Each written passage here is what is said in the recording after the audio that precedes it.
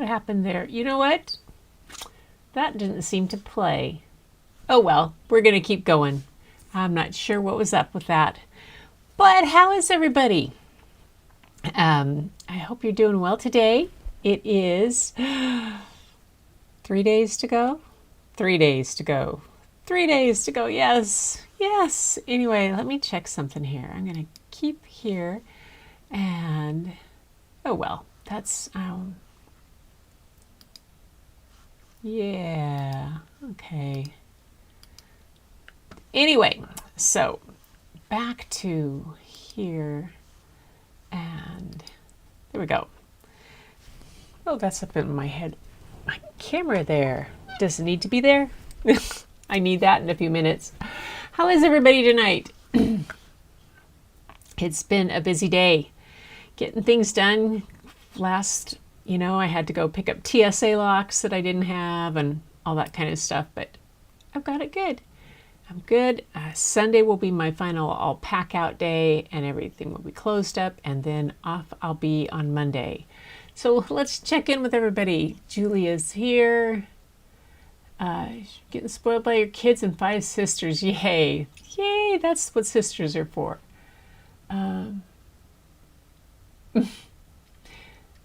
Julia's there. And oh my goodness. That sounds uncomfortable. Yes. Yes. So Julia's here, Tamara's here, Lynn is here, yay, and checking in. I sent Gretchen a photo of drawing I started yesterday evening. It is still a work in progress, but I thought it would be interesting for you to see all. Okay, I didn't get that, Tamara. When did you send it? Let's see. Check here. Oh, there it is. Oh, no wonder. It just came in like 10 minutes ago. Hang on. Let me keep this doing here while we're talking, and I'm going to pull up Tamara's. There it is. Tamara. And get rid of that. And then get rid of that. And then there she is. There. Oh, yay. Oh, very pretty. It's the same one. Okay. And then I'll pull this up here. QRS. There we go. There. All right. Back to live mode. There I am again. All right. I pulled Tamara's in. Yay. So home can do well. Tamara's doing well. Just checking in here. Well, all right. Already giggling at me at my thing. Well, fortunately, Julia, the story tonight shouldn't set you giggling too much. It's not a giggling story, because I thought, oh, Julia's coming home from the hospital. She might not be up to giggling, but that doesn't mean that I am not going to have you giggling before I leave.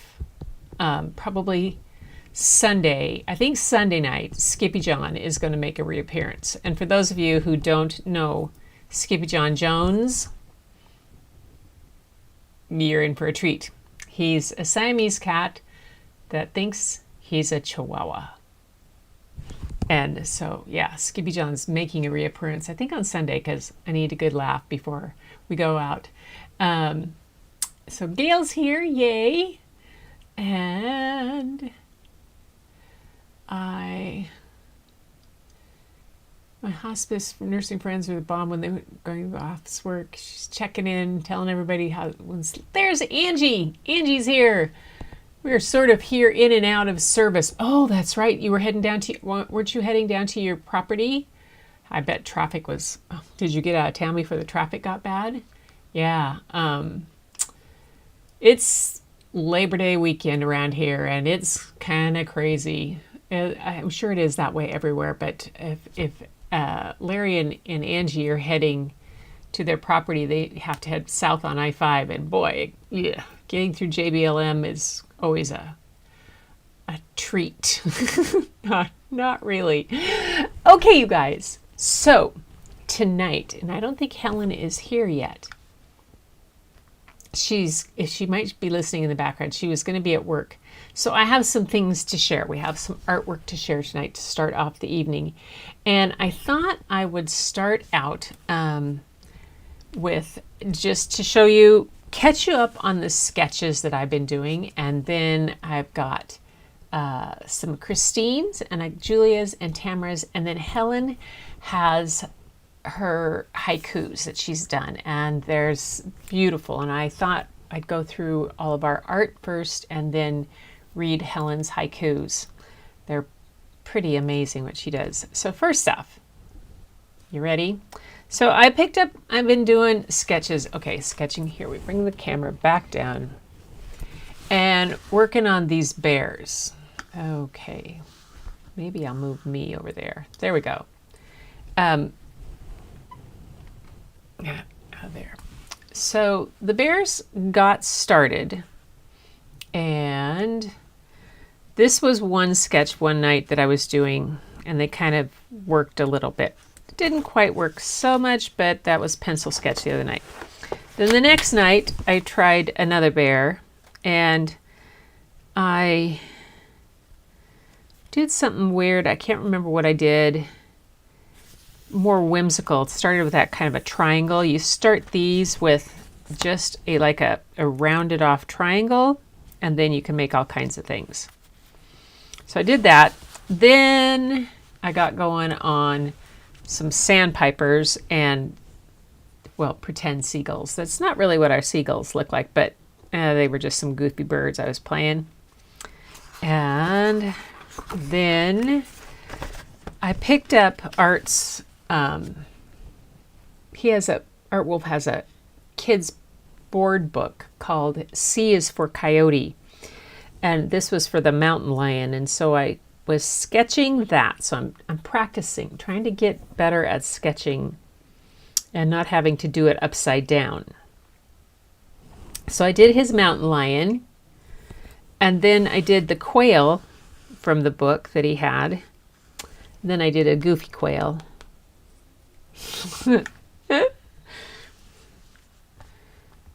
And then, are we on?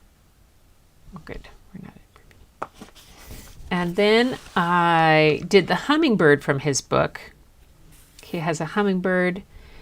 And then he has this really cool little owl type that he photographed. So I made it kind of whimsical owl, because the one that he has is, I think, a little spotted owl that he has. The only drawback to having him is that you're no longer a Play-Doh. Oh.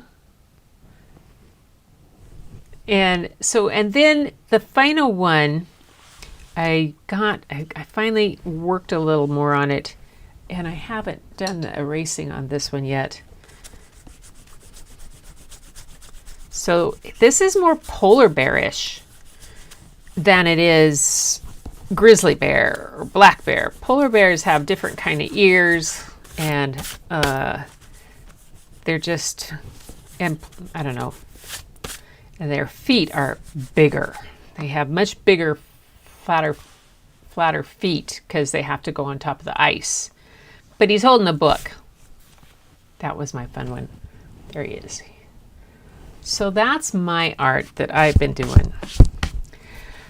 Nothing compared to what everybody else submitted, but it's been keeping me a little bit sane every night. You can see there, just this is how I was feeling one night, completely like that, like, oh my God. And then the cormorants, that was after the ferry ride. And then these two little, I think I showed these to you, but the face of the dog didn't turn out very well. And this guy was all wrong. I had his arms going the wrong way, but it was still kind of fun. Most of these all just start with that crazy shape of I start with like this kind of shape and see what I can do from there. I saw it on Painted Willow, I think was her name, online. Okay, so that's, oh, and then I did these whimsical houses. And, oh, I forgot. I did a walrus, another walrus. I had done one with a crab talking to him and a penguin in the background. And I did just a sweet elephant. I tried to make him almost have a reflection of himself in the water, but that was too much for me. That was way over the top for what I can do. So these are basically these I just find references on.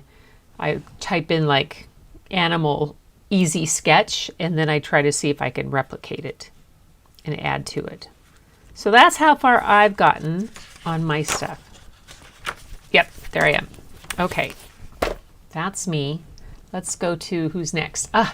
Christine's. So these are Christine's. She did 3 pieces and they hang above her couch. And so down in the corner in the lower right, you see a little picture that shows, let me see if I can pull myself up here. So down in the lower right, wrong way, down that way, is where they hang above her couch. But I put them in the same order that she has them hung. But I love the color palette on them. Blue is always a favorite color palette of mine, but that little splash of gold and purple in the middle one particularly, and then that dark dash, I just think that they go together really well. Yeah, Christine's been holding out on us. No, oh no, it wasn't Bruce. I was just trying. It's my bears. You know how I am about bears, Angie. I love bears, and it was kind of, I was sketching bears so that they wouldn't feel like I was being a traitor to them, going to Africa to see other kind of animals. And plus, Fat Bear Week is coming up. So explore.org, the bears are getting fatter, and Fat Bear Week will be coming up soon, and we'll have to vote. Otis is just chunked way out. He's just like been sitting in the office day after day, night after night, just chowing down on salmon. It's been great. Yes, very cool, Christine.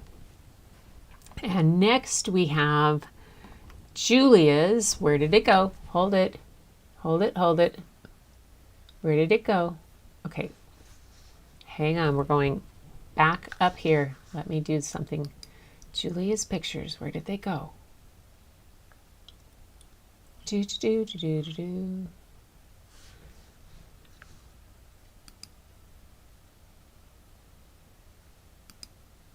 Okay, unlock that. See if that works. Nope, that's her clock. Okay, that's not right. Okay, Julia. Where did it go?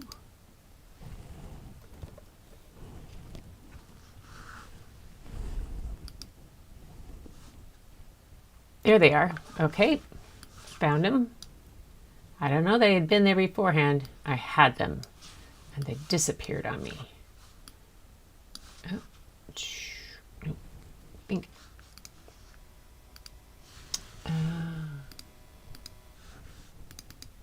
Oops.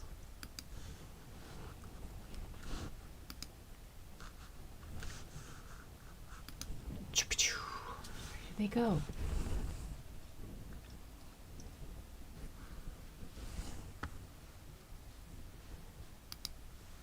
There we go. Okay, here we go. Here's the other one. This is funny. I don't know. It's like the squirrels have been in my computer playing with my stuff. Here we go. Okay. I got it. So Julia has...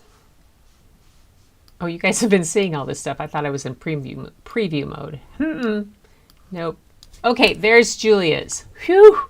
I found it. I don't know why they disappeared. Yes. And then she said, and her most treasured art is the of her family. I thought that was very cute. She sent that in too. But yay. There. Nice. Nice. Excellent. And that needs to go. Okay, and then next we have Tamara. This is the one she just sent in. That is a sketch she's working on. Tamara, tell us, you said, is there metallic on? Julia says that those are metallic on the triptychs. Very cool. And those are great pictures of the family.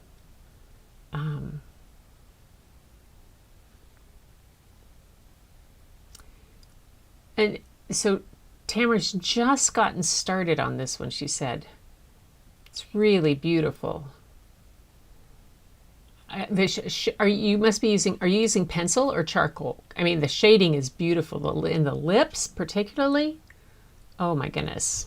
Oh my goodness. Very cool. So now we have Helen's haikus coming up, and I'll read each one. First, before her haikus. First up, this is funny. I have to go back and explain this, you guys. So Helen doesn't usually draw or but she writes beautifully. But we did a bunch of different art things over the events of several different nights, and she would draw them on notebook paper and send them in. So she sent them all as a compilation of different ones that we did at different times. Like this one up here in the upper left-hand side. Oops, wrong way. That way. That one is on the July 9th. So that was when Layla came and taught everybody how to do her froggy. And that was a little animal that she would do. And so Layla's my granddaughter. And then the middle picture there is a bird that Layla and I taught everybody how to draw using the numbers 1 through 7. I thought that was kind of cool. And then on the right-hand side, it is that is from March 17th. Is that me as Mrs. Shepherdcon? Oh my gosh. Dressed in green as Mrs. Shepherdcon. I bet so. I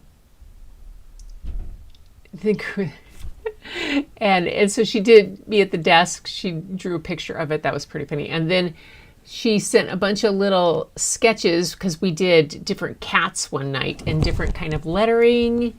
I taught different kind of lettering one night and different ways to decorate them and different kind of cat faces and different things to do. So Helen sent all of those in.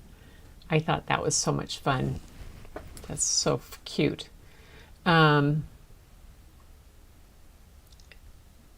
Pencil. Yeah. Yeah, that's me. I think it's on it looks like it was on March 17th, which is the night that Mrs. Shepherdcon came to read to you, my distant relative from Ireland. Yes, came and took over. Yay, Helen is here. So Helen, we're just talking about you. So all of her little sketches that she had. So she sent all those to me and I put them all together in this one. And she has so much, I just love them that she just draws them on notebook paper and all that. And then, though, here comes the treat, is her haikus. So I'll read these to you. There's, I think, 1, 2, 3, 4, 5 of them. This is the first one. Refreshed. My mind's opening. Sunshine, flowers, beautiful, refreshing my soul. I love that. Baby, joyful is my heart when I look into your eyes. Welcome, little one.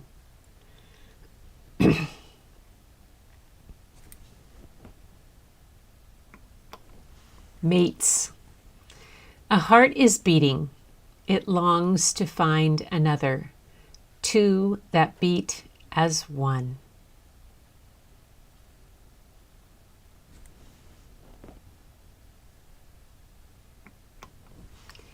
Clean. Rain falls on the roof. Pitter, patter, kerplunk, swoosh. Cleansing the world. Cleansing the whole world.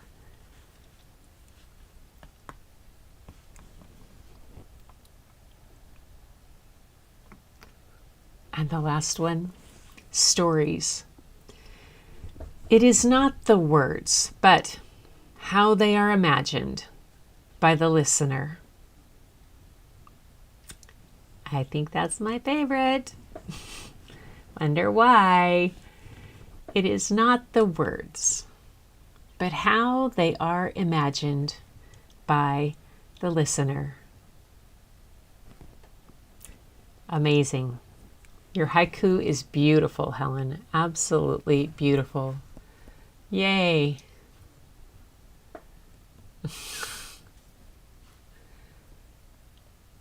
Love your sketches.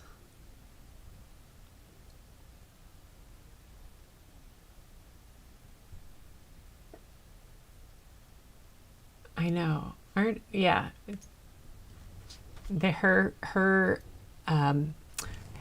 Helen, your haiku is really absolutely, it's stellar. It's just amazing. It's some of the finest.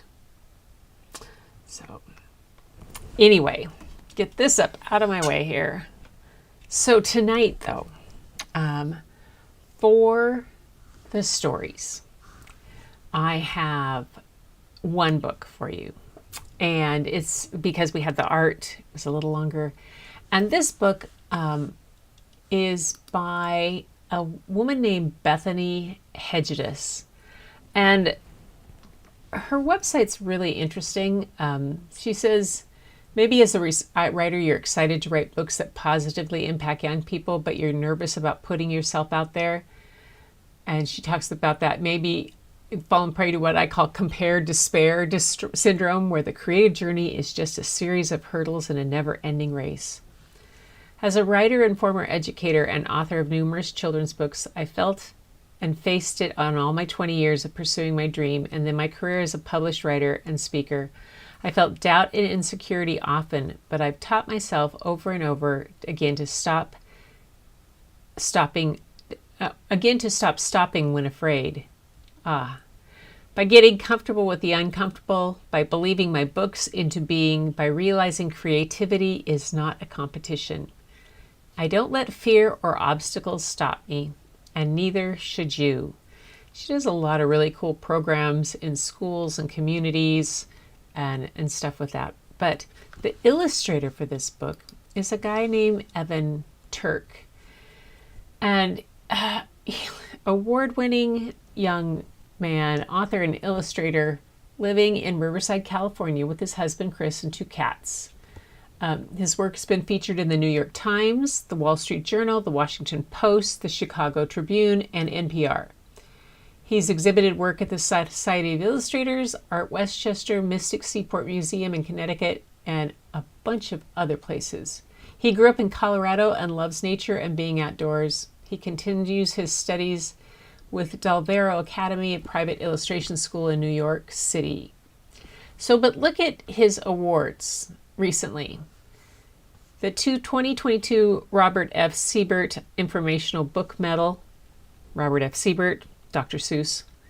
2020 Lee Bennett Hopkins Poetry Honor. 2020 Bill Martin Jr. Picture Book Award nominee. Bill Martin Jr. is huge. That's who did Knots on a Counting Rope. 2018 Ezra Jack Keats Award for New Illustrator. Public Library Best Books, New York Public NPR Best Books, Children's Africana Book Award, Aesop Accolade.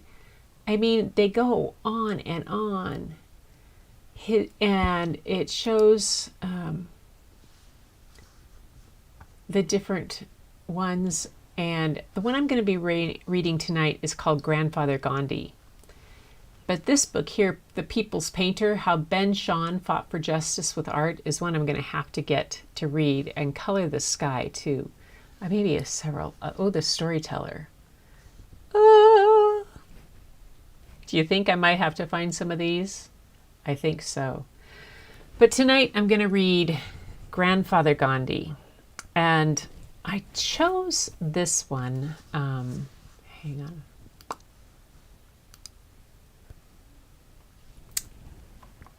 I chose this one because it was just another one of those really beautiful historical nonfictions that tells a beautiful story about someone that we all hear about, worldwide famous, somebody, a really significant individual in modern history, but still kids now oftentimes don't hear so much about him and where it goes and how it goes. And I just thought that this whole story about him was really well done. And I'll tell you about at the end how the author came to meet Arun Ghandi to do this book as a collaboration, because Bethany Hegedus collaborated with Arun Ghandi to do this book. So this is called Grandfather Ghandi. The illustrations are pretty spectacular. I wonder what it says they're done in. Let's see. The illustrations for this book are rendered in watercolor, paper collage, cotton fabric, cotton, yarn, gouache, pencil, tea, and tinfoil. Cotton hand spun on an Indian book Sharka by Eileen Hallman. Ooh. So the cotton used was the hand spun cotton. That's pretty amazing.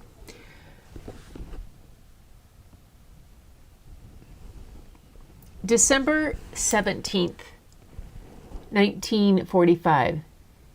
Chi Arun. I think of you every day, but especially today during silence. Do you spin carefully at least 160 rounds daily? Is the yarn even? Do you yourself fix the spinning wheel? Do you keep a daily account? If you keep this one promise, you will learn a lot. Blessings to all of you from Bapu.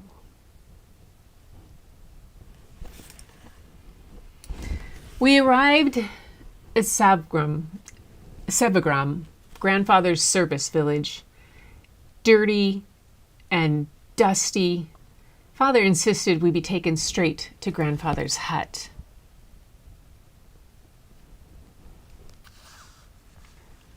Bapuji sat serenely on the floor. I hung back, afraid to be in his presence. But Ella took my hand and we rushed to him. We bent to touch his feet, a sign of respect. Grandfather gathered us into him in a big hug. He smelled of peanut oil. Arun walked the entire way from the Warda station, Father said.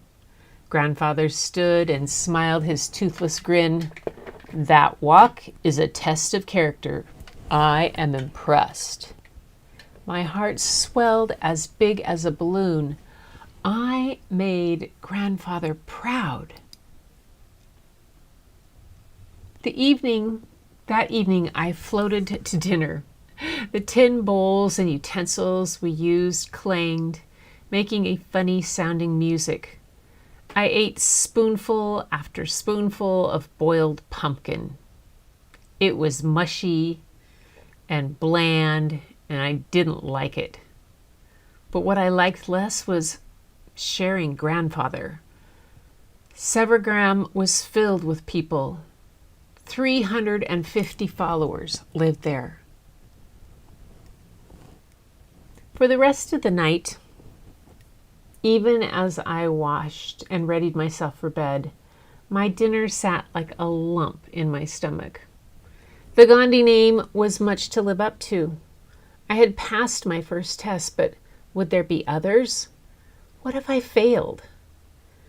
Mother ushered Ella and me to bed. The air was so thick and hot we slept under the stars to keep cool. I tossed and turned, wondering what the next day would bring. Finally, I fell asleep after even the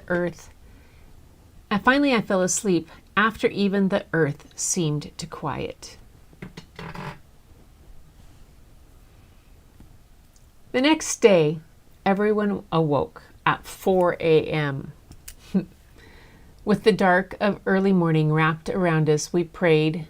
Silence filled the air, and everyone was still, but I was fidgety. The peace of prayer felt far away.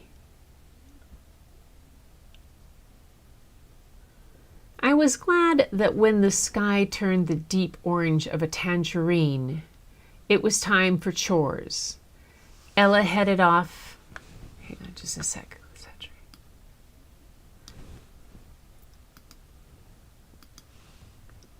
There we go. Ella headed off with Mother to wash vegetables. Father went with his team to clean the toilet buckets that needed to be emptied, washed, and put back for use. My cousin Kanu and I went off to weed the garden. And Grandfather, he worked too, sweeping the floors of the mud huts. After chores, it was time for lessons. I met Bahalanasika, my tutor. We have much work to do, he said upon meeting me. Someone, maybe even Grandfather, must have told him I didn't speak Gujarati well. I stared at my sandaled feet. At home, I spent my study time practicing John Wayne's swagger. But here in Sevagram, there would be no movies. There wasn't even electricity. No one knew who John Wayne was. I tried to get the other kids to play bank robbers and sheriff, but the only game anyone was interested in was soccer, which ended up being okay. I was good at soccer, better than I was at Gujarati. That first week went by in a blur. I saw Grandfather many times, but for most of the day he worked in his hut. Whenever I'd get a chance, I'd run a stick along the fence post outside waiting for some alone time with the Mahatma, but I was always shooed away. Idleness was not allowed. Early in the second week, Grandfather found me. I didn't have to go looking for him. "Will you walk with me?" he asked. There was always some aide, official, or follower around, but this morning there was no one. Lucky me! I set off after Grandfather. His stride was quick, and each time he raised his walking stick, he asked me a question.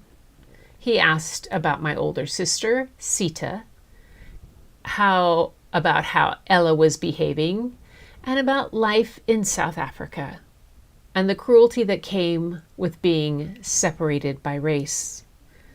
Eventually, Grandfather asked about me. How are you finding life here at Sevagram? The other kids tease me, and my tutor thinks I'm useless, I blurted out as the path before us turned. I try hard, but it's not enough. I stopped short of saying that I didn't feel like a Ghandi. The peace and stillness did not come easily to me. Even Gujarati did not come easily to me. But Grandfather listened, and when I finished, he wiped his spectacles on his dhoti, put them back on, and looked me in the eye. Give it time, Arun. You will adjust and go on to good things. I have faith. He said no more. We walked on, and it wasn't long before an aide found us and escorted grandfather away. I should have known there was more important things than me. The rest of the day was just as disappointing. My pencil nub shrank to almost nothing, but since we took a vow not to waste, I couldn't throw the pencil away. I held it, squishing my fingertips.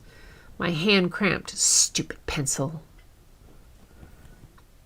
After lessons, with the sun high overhead, I was glad to head to the soccer field. I wanted to forget about the ashram rules, forget about being a Ghandi. We played hard, as if the match really mattered. I was about to make a goal when Suman, an older boy, shoved me. His feet stole the ball as I lurched forward and fell face down in the dirt. Blood trickled from my lip. It tasted like tin. I snatched a rock and leaped up. You did that on purpose, I shouted, didn't you? Kanu stepped forward. It was an accident, Arun. My cousin said, calm down.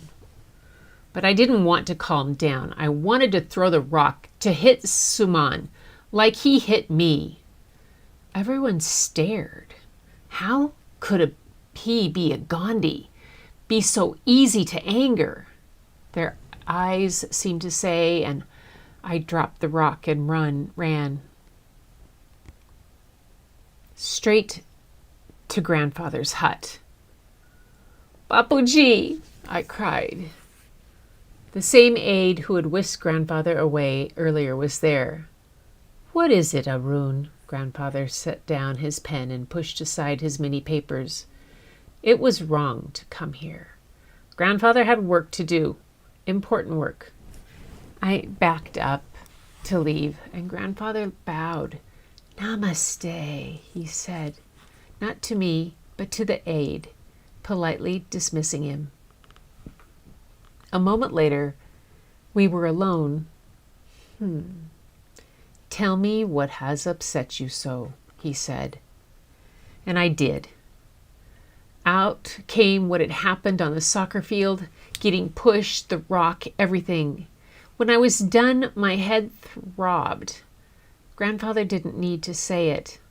I'd never live up to the Mahatma. I'd never be at peace. Do you think Suman and Kanu never anger? Or that they never think injustices happen solely to them? Grandfather wiped my tears. Do not be ashamed. We all feel anger. But that wasn't possible. Suman and Kanu maybe, but not grandfather. Even you? I asked. Even me, said grandfather. But grandfather taught peace. I'd never seen him angry, not even now when I told him what I'd almost done.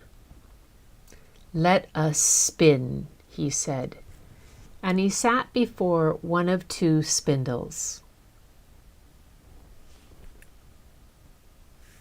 Grandfather wasn't one for riddles, Father had often told me, but he was one for stories. One was coming. I was sure of it. I held the thin cotton thread between my thumb and forefinger, not moving, as grandfather's fingers went to work. Have I not told you how anger is like electricity? I shook my head. It is. Anger can strike like lightning and split a living tree in two, he said. I saw myself on the soccer field, rock in hand, ready to strike. I saw the movie cowboys and their guns. Or it can be channeled, transformed. A switch can be flipped, and it can shed light like a lamp. I saw grandfather speaking before thousands. When grandfather was angry, he didn't lash out. He worked to make changes, lasting changes for all, not just for himself. Then anger can illuminate.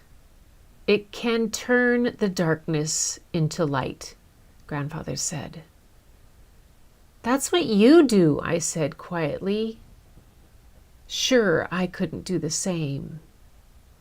Arun, we can all work to use our anger instead of letting it use us.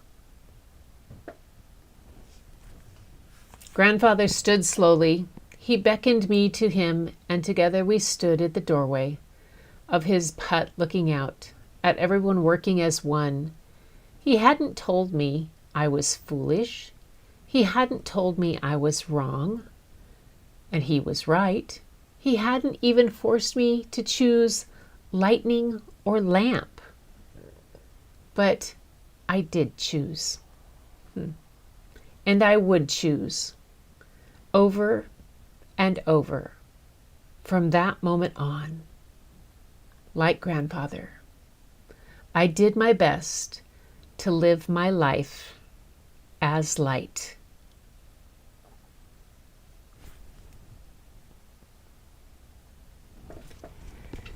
And it says here, live our lives as light. In October 2001, a month after 9/11, I found myself sitting in New York City.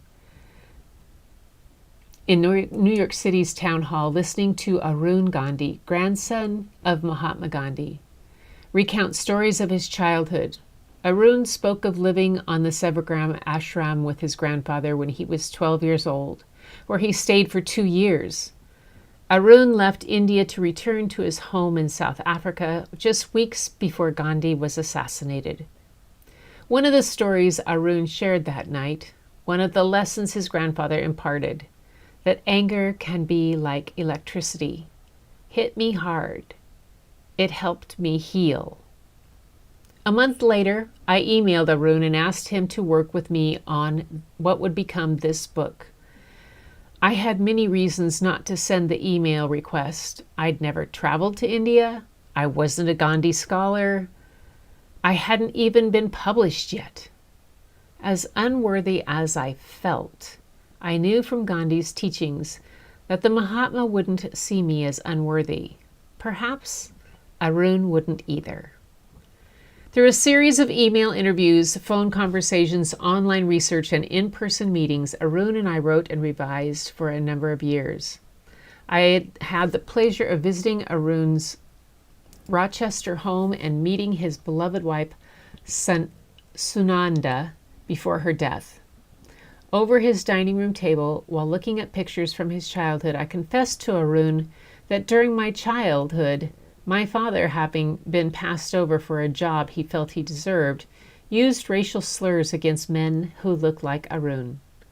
Arun admitted that the beatings by whites alluded to in the text of grandfather Gandhi were only some of the prejudicial actions he suffered at the hands of those who looked like me. Our sharing helped us heal. The world we live in needs to heal from the wars that are fought, to the bullying epidemic, to mass killings by lone gunmen, to poverty, to hunger, and to other issues that contribute to internal anger being outwardly expressed in violent actions. It is our hope, Arun's and mine, that we each look inside to see where our anger, shame, and fear hides. And when we do, that we lovingly channel those feelings into positive action. Each time we choose to act rather than react, to sit instead of strike, to listen instead of shout, we work to create peace. We help our world heal. Let us all learn to live our lives as light. Bethany, Hegedus, and Arun Ghandi. Oops.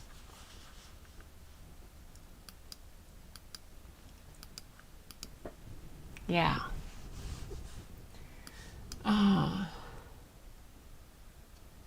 Oh, that's cool. So I'm going back to think.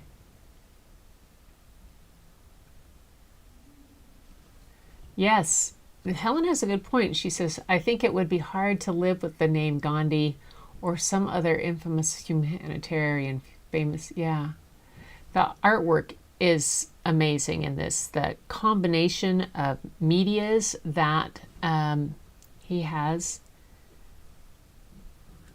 put together for this on all of it. Oh, you're welcome, Christine. I was happy to share your work. It's beautiful.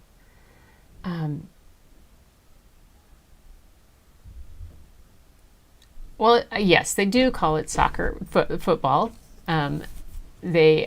Julia, but for the purpose of this book, she called it soccer. It's, I mean, she's from the States, and we call soccer in the States, call football soccer, even though our oblong football is not really real soccer. I'm a big round football fan. I'm a big round football fan. Gail, I agree, Helen. Yes. The illustrations, though, all the different aspects that he used in it, from the collage to watercolor to pen to the woven cotton, everything.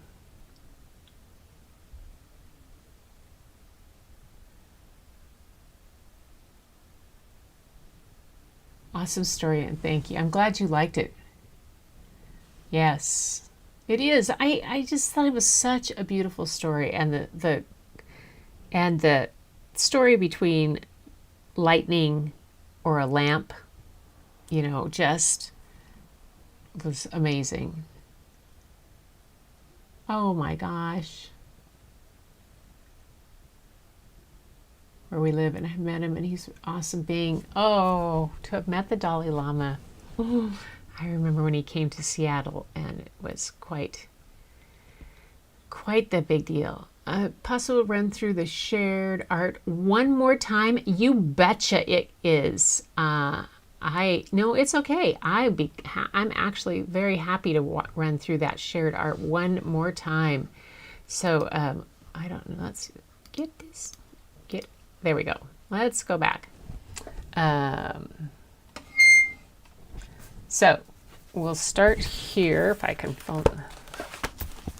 There we go. Okay, we had my bears, those bears, Larry, and then I had another bear, and then my sandpipers and sort of seagulls. I don't quite right there, but it's like a hybrid of something or other. I was just playing. Just playing. Then the mountain lion sketch is from Art's book. C is for coyote as a board book. So that's the M for mountain lion. It's from one of his photographs. And then the Q for quail from one of his photographs of quail. And then I did a silly quail up there. Then I did the hummingbird from his book. And the owl, except I made the owl more whimsical because the one he photographed is like real owl looking. But and then my kind of polar bear reading I did today. And then I did this crazy whimsical house from Painted Willow. She has those ideas, just some things. A walrus and a crab and a penguin. It's just sketch. I think we were watching America's Got Talent or something like that, which was pretty disappointing this week. And then my little whimsical elephant. Again, I just go type in easy animal sketches, and that's what I get. Well, the polar bear and his cute feet. Thank you. Yeah, they do. Big feet like that. Big old claws, big old feet. And the little guy sitting on the edge of the pond. So that's as far as I've got on that. So let's go to the next one would be Christine's art. Again, so pretty. And she has the three of them hanging above her couch. That's the small picture is there. Really, really.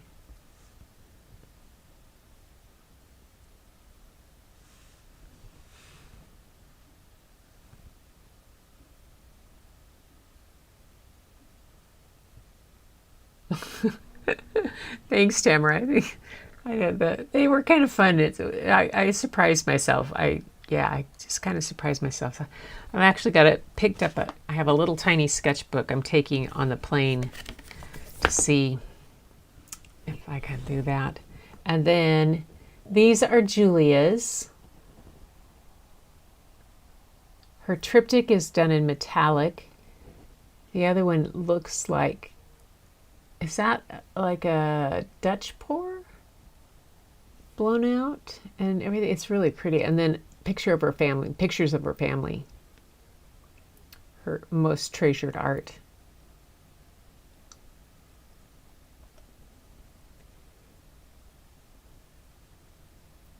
And then Tamara's here.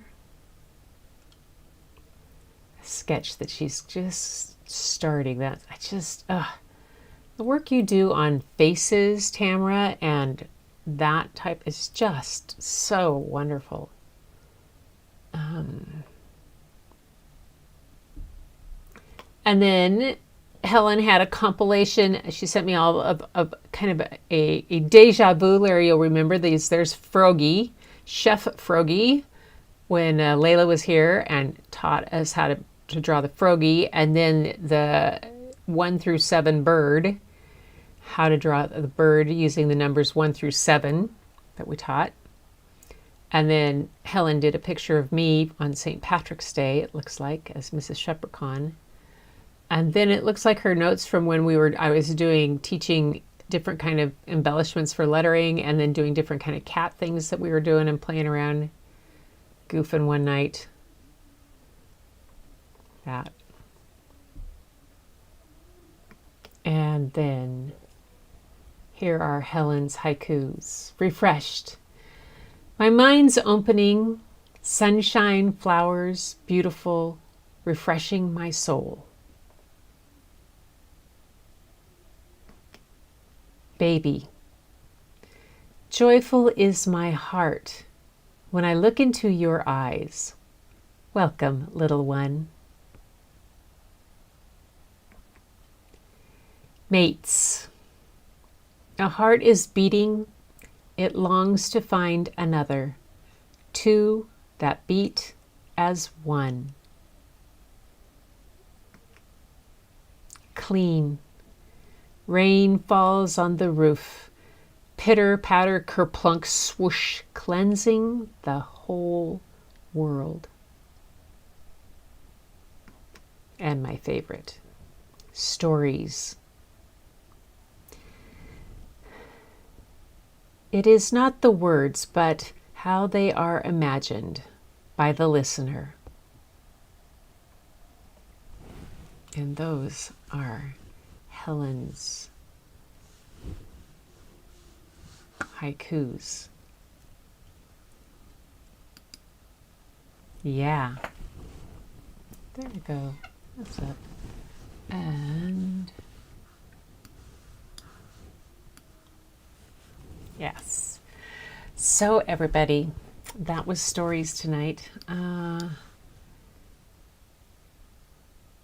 Yeah, I know, aren't they just, Helen's haikus are beautiful. Very pretty.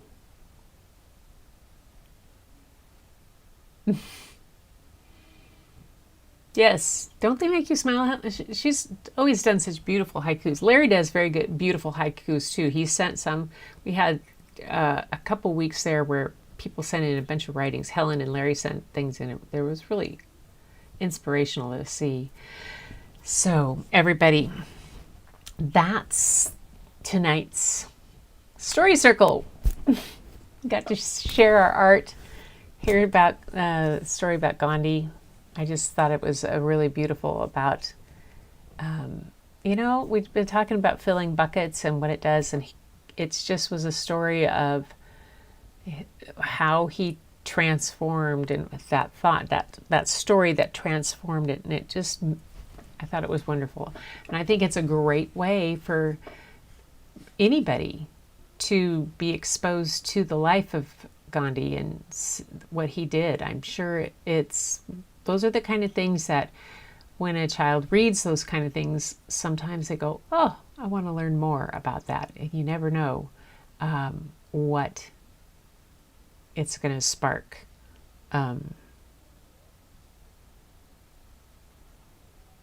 At some night,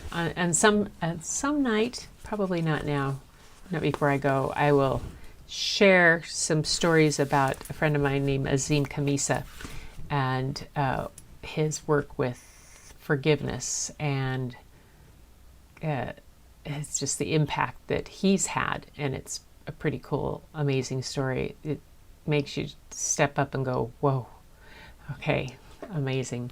But anyway, for now, this was tonight's story about Grandfather Ghandi, and I hope you enjoyed it. And, you guys all are lamps to me, and really are beautiful channels of wonderful energy. So thanks for being here. Thanks for being part of the Story Circle, for coming to Story and Art, and for sharing your art and your creativity, and for letting me share mine. And I love that we're here together. So until next time, you guys, keep looking for the beauty hidden in plain sight. It's all around you. But the first place you find it, go look in the mirror. And I'll see you next time. Hi, Glenda. Oh, yay. Nice to have you here.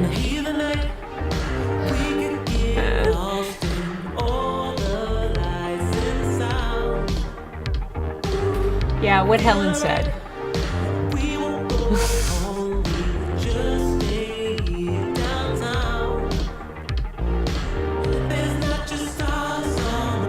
Oh, you're welcome, Larry.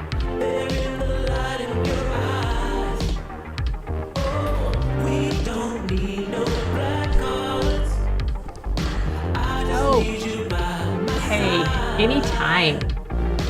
It's an honor. Yes.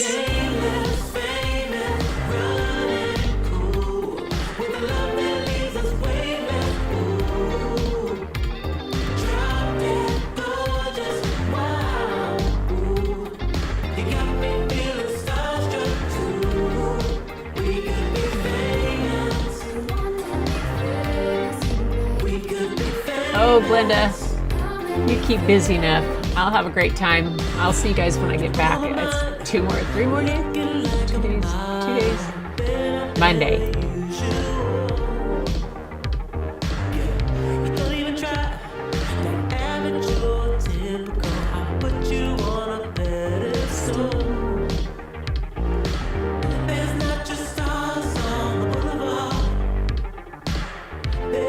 Oh, yeah.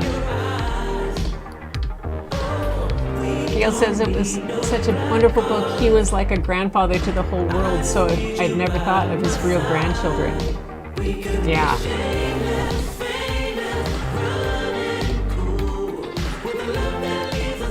Exactly.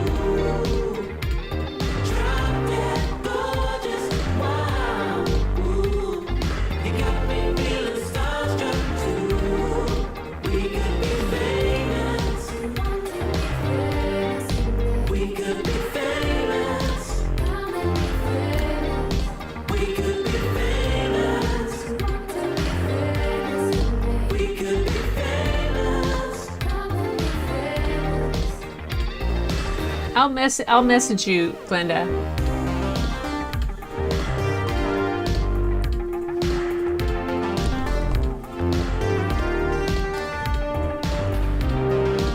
I'll post pictures if I can, you guys.